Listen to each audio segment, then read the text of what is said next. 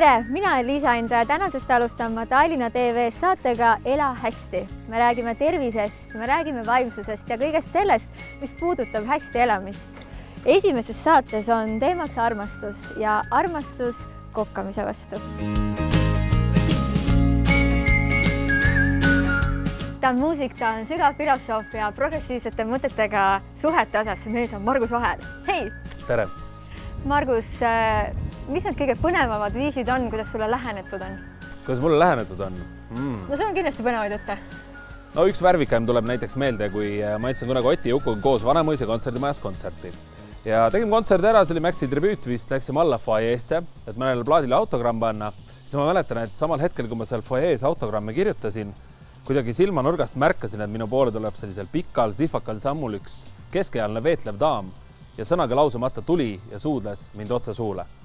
No, ma kogusin ennast kõik need 1,5 sekundit, tänasin teda komplimendi eest ja küsisin, et millega ma säärase au olen ära teeninud. Siis ta ütles mulle nii kihtilt, ma arvan, see jääb mulle elu lõpuni meelde, et ta ei suutnud kuidagi vastu panna, kuna ma meenutavad talle tema lapsepõlve sala armastust Tarmo Urbi. No ma näen sarnasus. Kuidas suudlus oli? Põgus.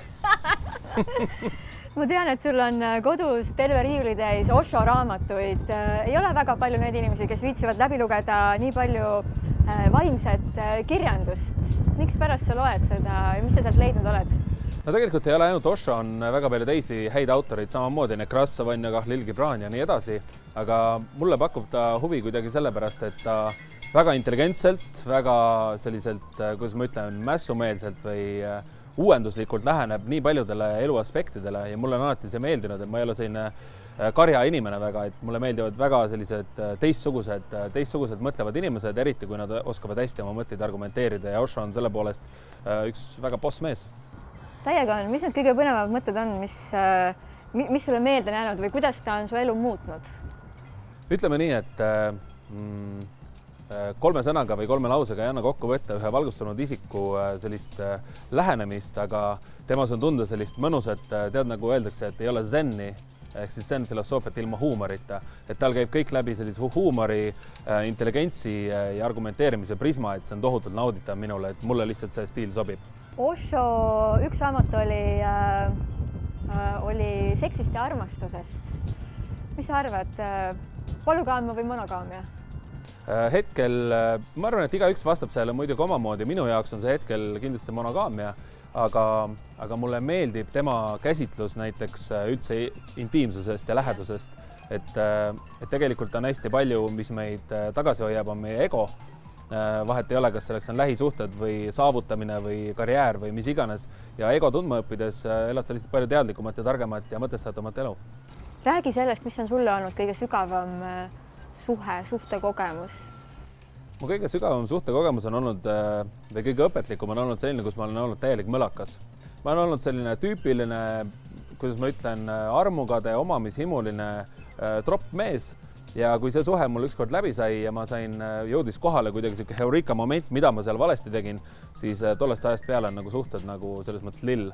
Et ma oskan naist kohelda vääriliselt, oskan tasse suhtuda, kuidas ma ütlen, nagu jumalannasse, samas kaotamata enda jaoks kuidagi minu väärikust või minu sellist mehelikku eneseteadlikkust ja eks kõik head asjad tulevad ikka nii, et sa alguses astud täiega ämbrisse ja rehade otsa. Aga milline sa oled, kui sa oled armunud ja milline üldse on üks armunud mees? Mida siin õppida saab? Mulle meeldib hästi see ütlus, et kui inimene armub, et fall in love on inglise keeles selline väljend armastusse kukkuma või armastusse langema. Et mulle meeldib armuda niimoodi, et ma ei lange armastuses, vaid ma tõusen.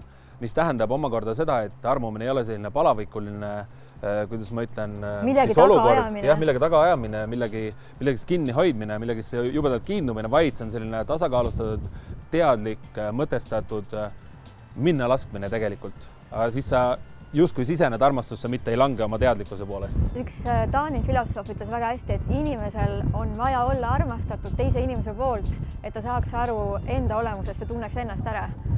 Vaidlen talle täielikult vastu. Inimesel on vaja esimeseks armastada ennast, laskuda täiesti enda olemusse ja alles siis ta on võimeline armastama ja oskab armastada kedagi teist. Kas sina oled laskunud selliselt enda olemusse? Mis sa avastanud oled enda kohta, suhete kohta? No ütleme nii, et kui ma laskuksin praegu kõiega kuristikku ja koristik oleks 5 kilomeetrit sügav, siis ma olen esimese 300 meetri peal ja päris õnnelik. Margus, mis on sinu jaoks tõeline armastus? Mis on minu jaoks tõeline armastus? Siis, kui inimene on valgustunud või kui ta on niivõrd, kuidas ma ütlen, iseennast ära tundnud, et ta ei vaja enam teist inimest, ent ometi just siis on need 2 inimest koos, moodustavad nagu sellise terviku, mille sarnast ei ole, et siis ei ole enam 1 + 1 võrdub 2, vaid siis on päriselt ka 3.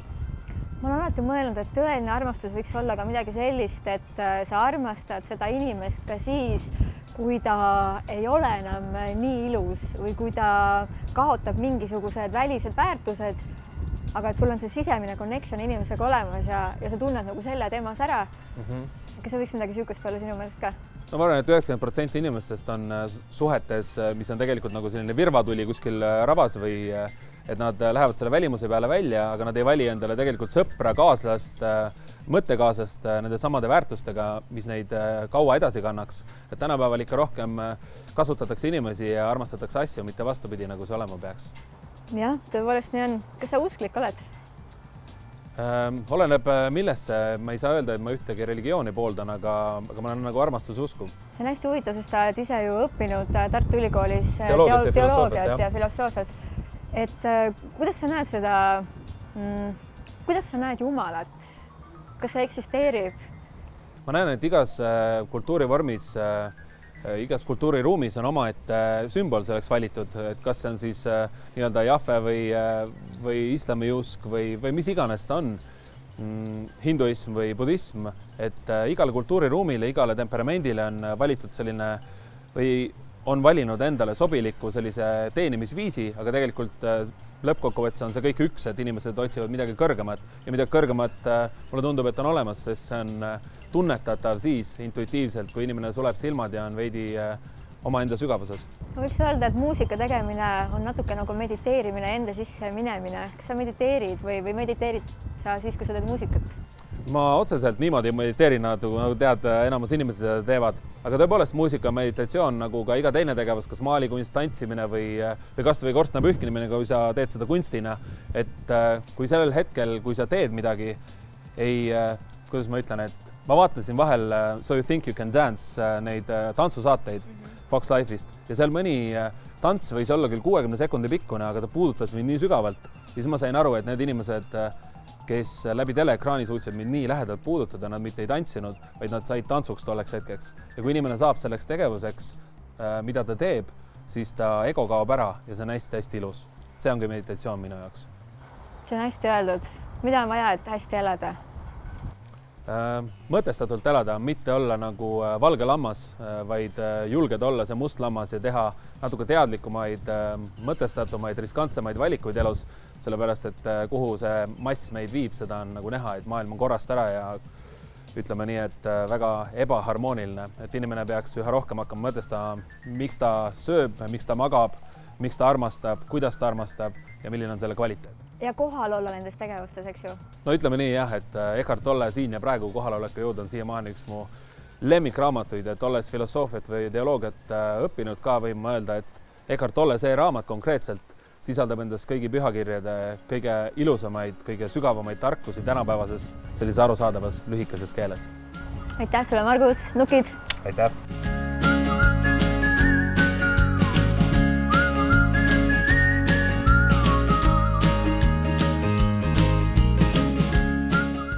Tutvustan mees, keda teab terve Eesti. Ta on rääkinud üksjagu mehelikkusest ja vaimsusest, kuid seekord ma tutvustan temast hoopis teist külge. See mees on Jesper Parve. Tere!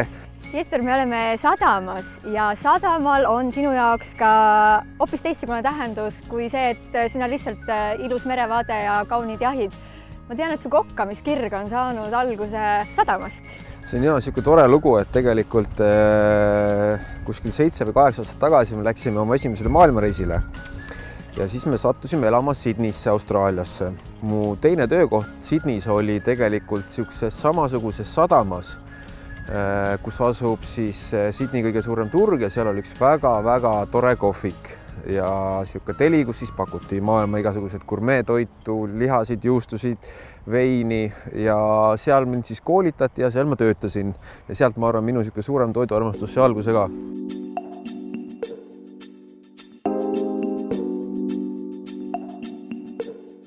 Kas see on nüüd see koht, mida sa võiksid kutsuda selleks kohaks, kus sa õppisid kokku panema võib-olla erinevaid maitseid, kohvisid, jooke, veine, sest ma tean, sa oled ka suur veiniarmastaja.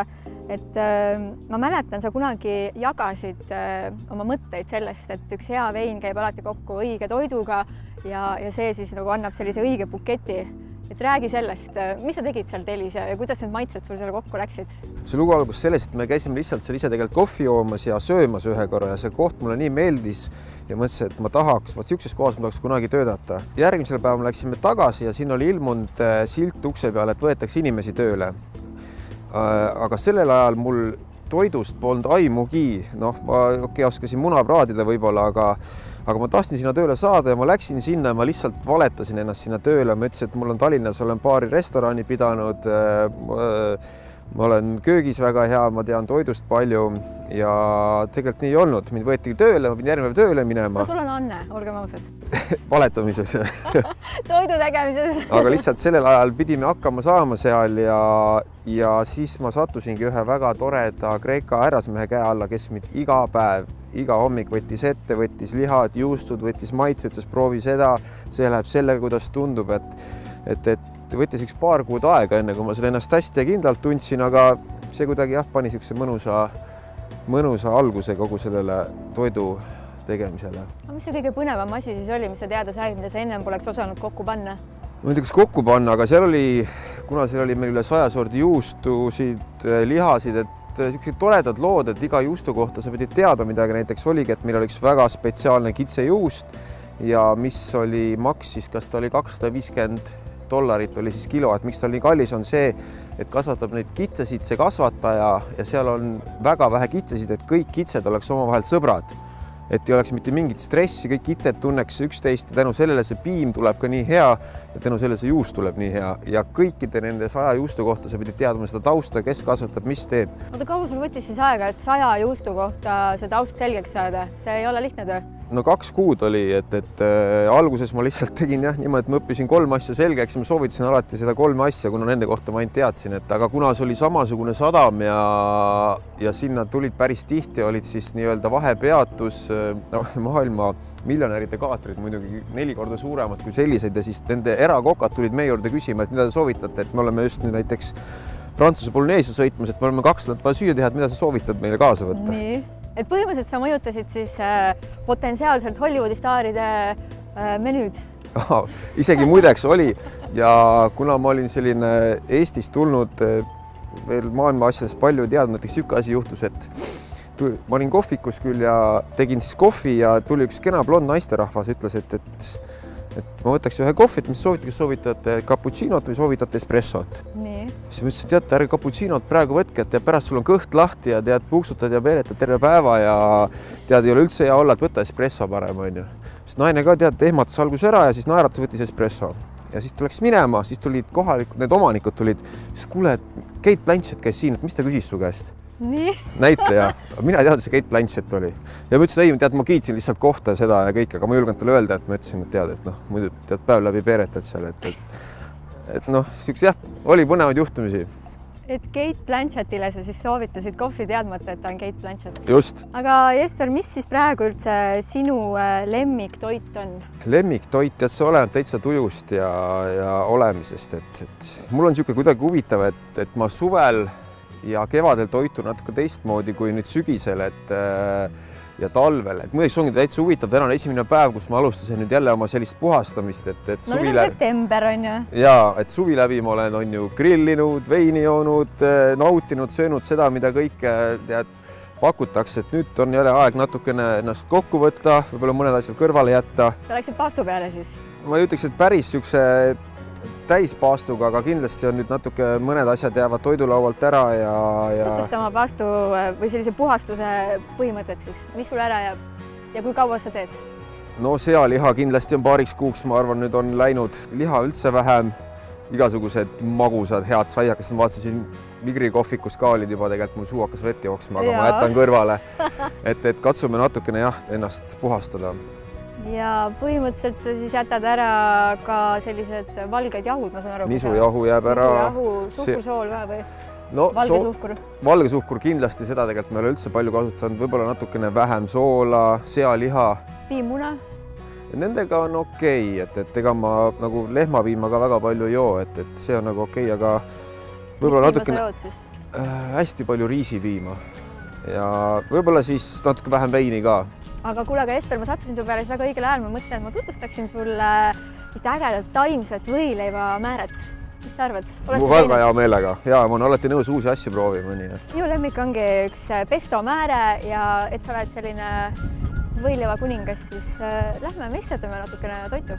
Hea meelega, lähme.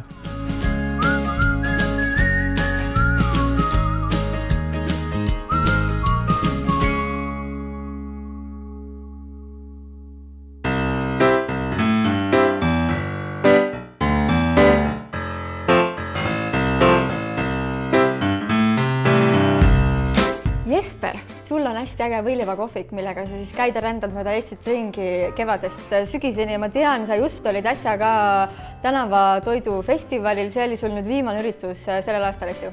Jaa, oligi, et nüüd 2 päeva tagasi ma lõpetasin oma hooaja uue maailma päevadel, et nüüd on siis selleks suveks kõik, et nüüd saab natukene puhkama jälle.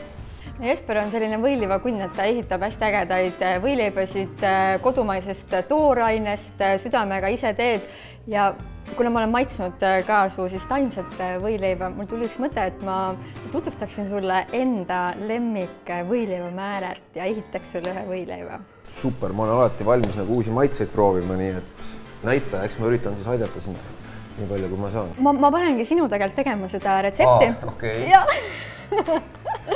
Ja me teeme pesto määret, see on minu lemmik, see on mu laste lemmik, see läheb alati ülikiiresti, ma jagan seda oma naabritele, nad armastavad seda. Ma olen kindel, et ma loodan, et see meeldib sulle.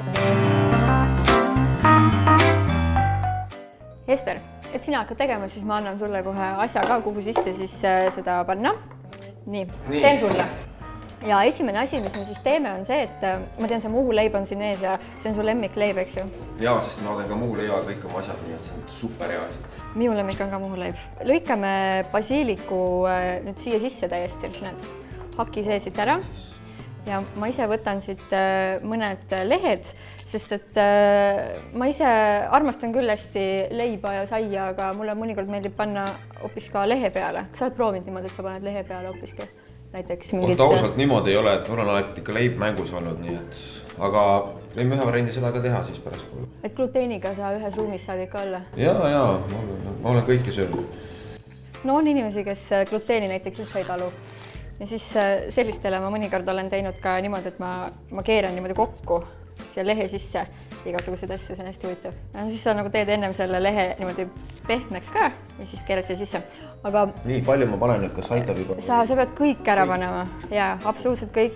Et selle pesto tegemisel on niimoodi, et paned 2 poti täit siukest korralikku puhmast basiilikut sisse. Aha, okei. Sa muidu pestot oled teinud, eks ju? Olen teinud, aga ma olen vist karulauga teinud. Ma arvan, jah. Aga võt sellist varianti veel ei ole proovinud. Kas sa taimset pestot oled teinud? Ei ole. Et ongi tänane jälle päev, mille ma kogen midagi uut oma elus. Mis suhe sul taimetoiduga üldse on? Ma mäletan, et sa leiutasid ühe taimse kikerenne kotleti, millest sa rääkisid, said väga uhke selle üle. Jaa, me oleme teinud nagu taimetoitu ka oma võileiva kohvikus, aga sellist pikemat suhet, ma arvan, kõige pikem suhe taimetoiduga mul oligi kuskil 3 kuud, et 1,5 aastat tagasi, kui ma elasin Palisaarel, siis ma proovisin, et ma proovin ära, et ma liha ei söö ja vaatan, mis ta teeb minuga. Kuna kõik hästi paljud inimesed räägivad seda, et kui liha söömise lõpetada, siis mingi hetk tekib suur energiatõus ja sa hakkad uusi ideid saama ja uusi mõtteid aga minul seda ei tekkinud kahjuks. Sinul see tekkinud? Jaa, kahjuks minul seda ei olnud ja mingid nagu väga suuri muutusi ei olnud. Ja siis ma kuidagi pöördusin liha juurde natukene tagasi. Sul naine on taimetoitlane vist enne? Ta ei ole päris taimetoitlane, aga ta armastab süüa hästi puhast liha ja mitte sellist väga-väga raskeid lihasid. Okei, no mina näitan sulle siis seekord taimset pestot täiesti. Vaata, pesto sees käib alati juust, aga meie juust ei pane. Taimetoitlased asendavad selle maitsepärmiga. Maitsepärmiga, aga maitse korraks seda. Võta näppu otsaga, kas sa oled proovinud kunagi? Hästi natukene võtta. Et kui sa teed näiteks suppe, siis sa paned juustuse meki saamiseks seda maitsepärmi sisse. Ta meenutab midagi. Ta on siuke... Meenutab juustu vist. Ta on juust, on ju? No kuivanud juustutükid olid. Nii, me paneme siia sisse umbes 2 supilusikatäit maitsepärmi ja siis võta see ja võtame siit 1 tüki küüslauku. Kui ma seda pestot tegin, siis ma avastasin, et küüslauk on see, mis paneb selle pesto tööle. Kui ma panen kõik asjad, komponendid sisse ära ja mul küüslauk on ununenud, siis ta on siuke nagu siukse väikse kehva maitsega ja võta nuga ka. Kas ma panen terve küüne siia sisse? Ära? Ei, sa ei pea, sa pane ilusti terve küüs sisse. Hops, nii, siis paneme veitsa sidrunit. Ei saa. Nüüd tuli küll rinnale. Kuidas sidruniga mulle meeldib teha naistele väga hea nipp. Sidrun on see, mis peab juuksed ju läikima. Tead, habeme paneb läikima näiteks. Natukene sätime sulle. Ma tean, sa väga armastad käia ju seal meeste... Kuidas kutsutakse neid, kes habemega tegelevad? Ongi habemesalongis. Habemesalongis. Juuste peale paned. Sidrun on selline, mis on hästi hea näole hommikul. Sa võid seda sisse juua veega, ta paneb su seedesüsteemi tööle. Ja siis paned juustele ja habemele ka, kellel on. Jaa, pärast seda muideks, kui ma hakkasin habe kasvatama, siis ma saan aru nüüd naiste igasuguste maniküüridest, salongidest ja asjadest, et see on tegelikult, ma käin vahest isegi salaja tund aega seal habemesalongis lõuna ajal, et see on täielik relax, et ma mõistan need naised. Sul on väga kena habe. Nii, ja siin on meil indiapähklid. Indiapähklid me kasutame selleks, et saada sellist kreemist konsistentsi. Meil on siin 150 grammi indiapähklid, viska need ka sisse. Nii, siis paned näppu otsaga soola. Aga see indiapähklid on enne vee sees leotatud või? Jaa, need on jah, et kui sa paned indiapähklid rikkus, need lähevad pehmeks. Ja siis nii, kui sa natukene nagu kokku segad neid, ütleme blenderis või saumiksiga, sul on kohe kreemised. Ja sa võid miksida siis seda maitset niimoodi, nagu sa ise tahad, kas magusaks või siis soolasemaks. Okei, nii, palju ma soola panen? Pane näppu otsaga. Vaatame su seda siukest tunnet. Ma olen super soola. Oled jah? Aga pane nii, nagu sul on tunne, et siia võiks nagu sobida. Pane pool veel, Pane. Nii, ja siis ma tahaks panna oliivõli. Umbes 100 milli lükka sinna sisse.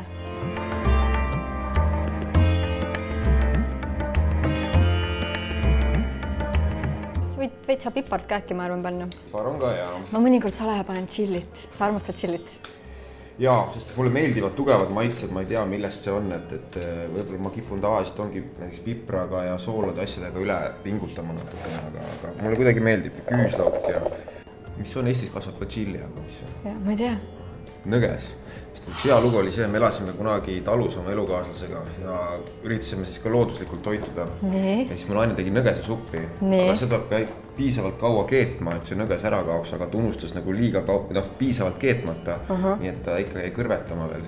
Ja mina olin muidugi esimene, kes seda sõi, nii et mul kõik suu õhkas ja niimoodi, siis ta ütleski, et ai, see peabki nii olema, et see on Eesti chilli, aga just kuu aega hiljem, et tegelikult sa ei pidanud kõrvetama. Aga noh, nii et kes tahab proovida. Mulle meeldib see, sest mulle väga meeldib korjata metsikuid taimi metsast näiteks, naati, nõgest. No ära keeda siis pehmeks, jäta natuke. Ma muidugi nagu kõrvenõgest ma ei ole söönud, aga väga hea mõte, ma proovin. Nii, aga nüüd me laseme selle siis siin peeneks.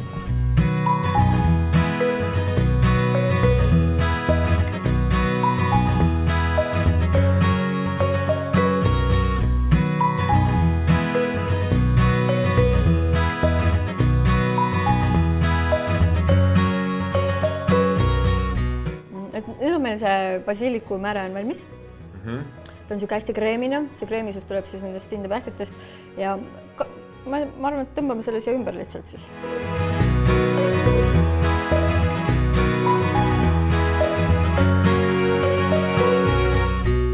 Mulle meeldib kodus ja ma panen hästi paksult peale seda.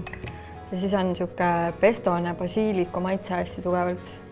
Lükkan sinna mingi tomativiilu peale ja siis lihtsalt söön. Kas sa pigem röstid oma leibasid, saiasid või kuidas sa sööd? No oma võileivakohvikus me teeme elavatel sütel, mis tuli annab selle leivale veel erilise super hea maitse. Ma ei mäleta, et sul oleks elavad sööd, tõesti? Sul on oma ahi seal või? Jaa, meil on täitsa ahju, täitsa süte peal teeme, et see annab hoopis teise maitse, kui ta tuleb sul rösterist või kuskilt panni pealt, et proovi kunagi. Kööki lõke ja siis... Nii, ma tegin ühe võileiva juba valmis, ma panen siia tomatit, siis ma natukene kaunistan sellise pipraga, kuna sa armastad soola, siis ekstra sinu jaoks, ossa nüüd tuli. Okei, maitseme, ma teen endale ka. Nii. Ma otsin mõne peenema viilu, mis sa siin lõikasid. Ma senikaua proovin. Jaa, et võti on see, et sa siis paned sinna ühe mõnusa küüslaugu küüne ja rohkelt basiilikut ja siis määrid hästi paksult õhukese viilu peale. Mina kui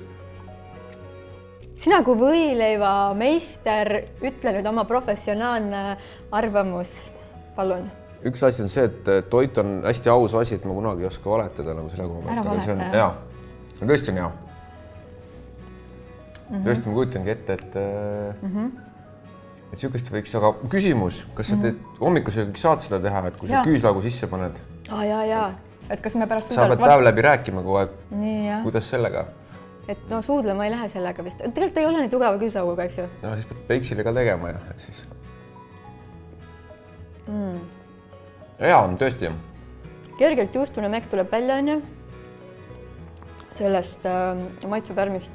Aga maitsepärm ei ole siis aktiivne. Ehk siis, et see ei ole see sama, mida sa paned näiteks saia sisse. Aga kui sa nüüd teed selle kausitäie valmis, kaua ta sul säilib, kaua sa saad, kas sa saad külmkappi panna või mis seda ka teed või peab kõik korraga ära sööma? Ta säilib nädala kindlasti. Mul on niimoodi, et kuna ma teen seda, siis ma jagan laiali ka kohe ja mul lapsed söövad selle hästi ruttu ära. Aga nädal on kindlasti. Ma ei ole sattunud kokku olukorraga, kus ta läheb pahaks, ma võin ausalt öelda. Jaa, okei. Vot, aga selline... Kõll siis, hea tisu. Hea tisu. Oota, aga kuidas sa kaunistaksid seda, kui sa tahaksid seda kaunistada? Mis sa nagu ise juurde paneksid? Sinu selline kunstiline vaade võileivadele? Kõige lihtsam on alati, ma võtan Itaalia toidu järgi, et Itaalia lipuvärvid. Aha. Roheline, punane, siis peaks mingit valget või midagi olla ja ongi korras. Ja ilus pruun leib all ja... Aga mis asi see valge võiks siin peal olla siis? Sool on meil siin peal? Ei, mitte soola, soolast on küllalt. No kuna sinu retsept, mõtle välja sinna, mis ja... Ei no, ma ei tea, mul tuleb ainult see mõte, et siin on valge, vaata, valge koht. Aga see ikka läheb roheline. See on roheline pigem, jah. See on nagu pigem roheline. Idud. Jah, idud. Valged idud näiteks siia peal. Need peenikesed lutserni idud. Noh, kõik söök hakkab silmadega pihta kõigepealt ju. Kuna, nagu ma alguses ütlesin, on küll inimesi, kes ei söö ju saia ja ei söö leiba, siis üks variant on alati panna lehe sisse. Ma mõnikord teen selliseid näkse külalistele ka. Ehk siis, et panengi sellise, võib-olla natuke palju, panen hunniku mingeid häid asju ja siis, kui on selline väike tugev Rooma kapsaleht, siis ta jääbki nagu siuke väike paadikene ja siis sa nagu söödki ta niimoodi ära nagu... Et mitte rulliks, vaid ta jääbki paadiks? No nagu ta jääbki paadiks, jah. Aga kui sul on nüüd olukord, kus sa tahad ikkagi, et ta oleks rull, siis võtad ja keerad niimoodi kokku. Ja siis põhimõtteliselt söödki sellist rulli. No nii, aitäh! Aitäh sulle!